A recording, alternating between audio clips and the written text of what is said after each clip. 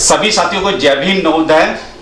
मैं राजकुमार गौतम आज जिला गाजियाबाद से आपको एक ऐसी शख्सियत से मिलाने जा रहा हूं जो किसी परिचय के मोहताज नहीं है। देखा जाए तो अभी तक उनका जो अनुभव है बहुत बड़ा अनुभव है और पिछले जो है करीब करीब 45-40 साल से जो है शोषित पीड़ित वंचित समाज को जगाने का काम कर रहे हैं। चाहे वो माता रमाबाई के विषय में बताना हो, चाहे डॉक्टर अम्बेडकर के विषय में बताना हो, चाहे ज्योतिबा फूले, संत गाडगे बाबा या संत रविदास। मेरा कहने का मतलब है कि जितने भी इस शोषित पीड़ित वंचित समाज में महापुरुष हुए हैं उनकी विचारधारा को जन जन तक पहुंचाने का काम करते हैं। चाहे गर्मी हो, सर्दी हो, बरसात हो, यहाँ तक कि कभी अगर उनको बुखार भी होता है तो वो कभी उस चीज़ की परवाह नहीं करते। तो ऐसी शख्सियत के साथ में आप मुलाकात है मेरी। मेरे साथ है परम आदरणीय रमेश चंद गौतम जी। सर, आपका सबसे पहले हमारे चैनल पे हार्दिक स्वागत है, अभिनंदन है। आपको भी बहुत बहुत साधुवाद, बहुत बहुत धन्यवाद।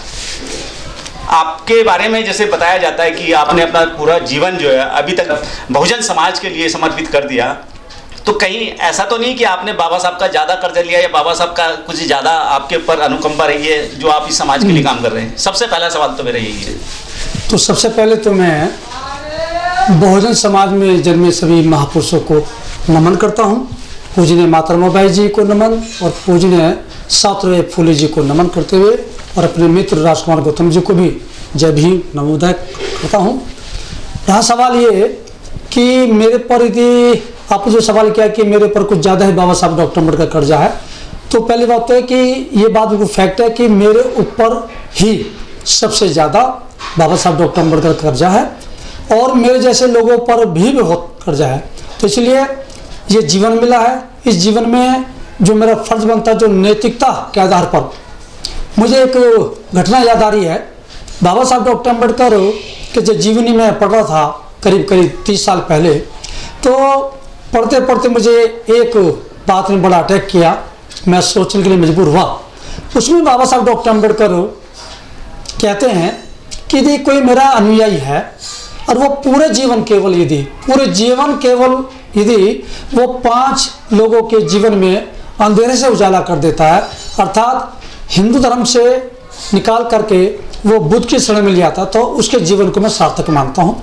ये बात मैंने लगभग 30 साल पहले जब पढ़ी तो मैंने अपने आप से प्रॉमिस किया कि बाबा साहब डॉक्टर अम्बेडकर, आपने अपने अनुयायियों से 5 व्यक्ति मांगे हैं, मैं और तो कुछ नहीं कर पाऊँगा, लेकिन 5 के पीछे कितनी जीरो लगा करके जाऊँ इस दुनिया से, ये मैं पूरी कोशिश करूँगा जी। अच्छा गौतम जी, आज जो एक विशेष चर्चा के लिए हमने आपको अपने चैनल के माध्यम से जो है लोगों से रूबरू करने के लिए बुलाया है, बात करने के लिए, तो मैं आज जो है एक विशेष चर्चा आपके साथ करना चाहता हूँ। वो विशेष चर्चा है माता रमाबाई के ऊपर जी। तो देखा जाए तो माता रमाबाई जो है 7 फरवरी 1999 को उनका जन्म हुआ था जी महाराष्ट्र के अंदर, और उनकी मृत्यु जो है 27 मई 1935 में हुई थी जी।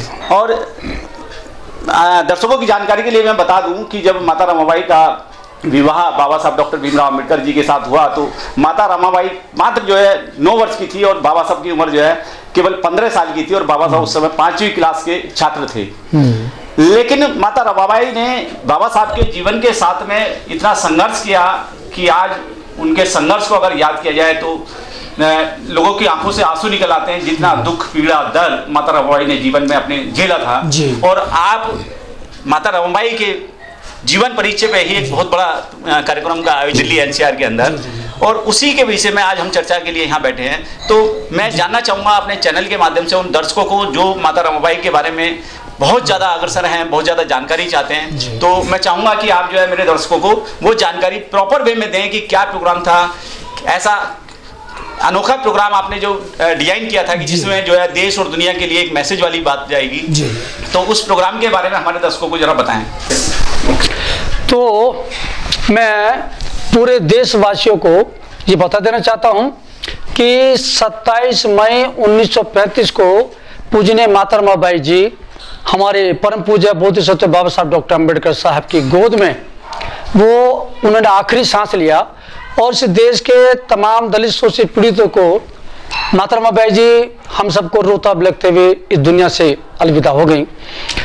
मैंने माता रमाबाई जी का भी अध्ययन किया है और पाया कि ऐसी शख्सियत, ऐसा व्यक्तित्व ऐसी महान महिला का इस संसार में होना बड़ा मुश्किल है। तो 27 मई 1935 को हम सबको माता रमाबाई जी छोड़ के चली गई थी। उनकी याद में, उनके सम्मान में उनका छिपा हुआ जो व्यक्तित्व है वो बाहर आए, इसलिए उनके सम्मान में 27 मई को दुनिया में एक पहली बार और बहुत ही अनोखा महत्वपूर्ण एक प्रोग्राम होने जा रहा है। वो ये कि 27 मई को हजारों लोग, हजारों महिलाएं अपनी देह दान, बॉडी गिफ्ट एक मेडिकल कॉलेज को देने जा रहे हैं हम सब लोग। तो ये दुनिया में पहली बार किसी महान परिवार, महान महिला के सम्मान में ही होने जा रहा है। कहने के लिए दुनिया में अनेकों महान हुए हैं, चाहे लेनिन हो, कार्ल मार्क्स हो, स्टालिन हो, सिकंदर हो, अशोक सम्राट हो, गांधी हो, रामकृष्ण हो।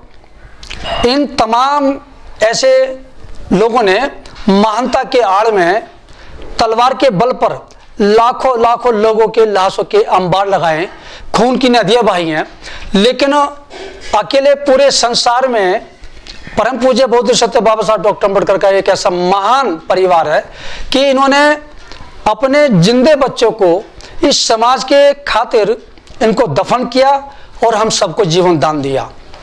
इसलिए माता रमाबाई जी के सम्मान में, उनकी याद में ये बहुत महत्वपूर्ण कि हजारों लोग, हजारों महिलाएं देहदान की घोषणा करने जा रहे हैं इस महीने में। और रहा सवाल माता रमाबाई जी के त्याग का, तो कोई तुलना, कोई शब्द हो ही नहीं सकते।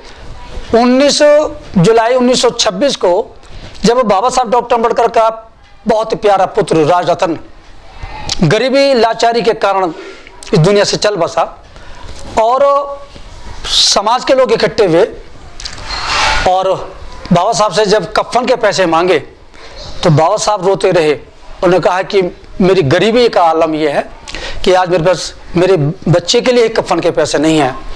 और तब माता रमाबाई जी ने अपना साड़ी का पल्लू फाड़ करके दिया और तब उस बच्चे की बॉडी को दफनाया गया। मैं ये कह देना चाहता हूँ कि बाबा साहब का और माता रमाबाई जी का जो परिवार रहा है, जिन बच्चों को उन्होंने अपने कंधों पर प्यार से झुलाया, गरीबी लाचारी बेबसी के कारण उन्हीं बच्चों की लाशें भी ढोई हैं। ऐसा महान परिवार इस दुनिया में कोई हो नहीं सकता। इसलिए मैं समाज के सभी वर्गों से, वो अम्बेडकरवादी हों, बुद्ध के अनुयायी हों, मानवतावादी हों, जागरूक हों, शीलवान हों, विद्वान हों, गुणवान हों, उन तमाम लोगों से ये निवेदन विनती करता हूं कि आप भी इस मुहिम में, इस आंदोलन में आप शामिल हों।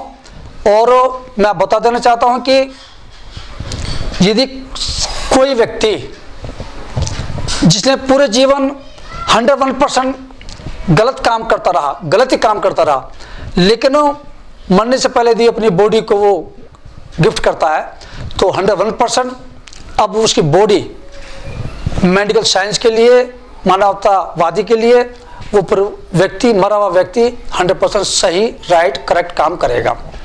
तो आप लोगों से मेरी विनती है कि आप इस मुहिम में, इस आंदोलन में, इस एक अभियान में आप आइए 27 मई के दिन, और हम सब लोग जो हैं इकट्ठे होकर के माता रमाबाई जी की इस 27 मई को, जिस दिन उनका परिनिर्वाण हुआ था, हम लोग जो हैं सब लोग इकट्ठे होकर के और अपनी बॉडी को एक मेडिकल कॉलेज को हम दान देने की घोषणा करते हैं। इस मुहिम में सबसे बड़ी विशेषता ये कि एक नहीं हजारों महिलाएं बढ़ चढ़ के हिस्से ले रही हैं, जिनका नेतृत्व, जिनके दिशा निर्देश में उनके नाम सर्द है भीमरतन शकुन बोस जी, सर्द है ज्ञान दीपक पूनम बोस जी, ममता राक्षस, मंजू गौतम, रेखा बौद्ध, बबीता धिगान, लक्ष्मी बौद्ध और मंजू रावण रोमा रावण, ना जाने ऐसी कितनी ही महिलाएं हैं कि इन्होंने बागडोर अपने हाथ में ली हुई है। मुझे बहुत खुशी हो रही है कि पहली बार महिलाओं ने जो आंदोलन चलाया हुआ है, इनके नेतृत्व में नारी से आरी बन रही है।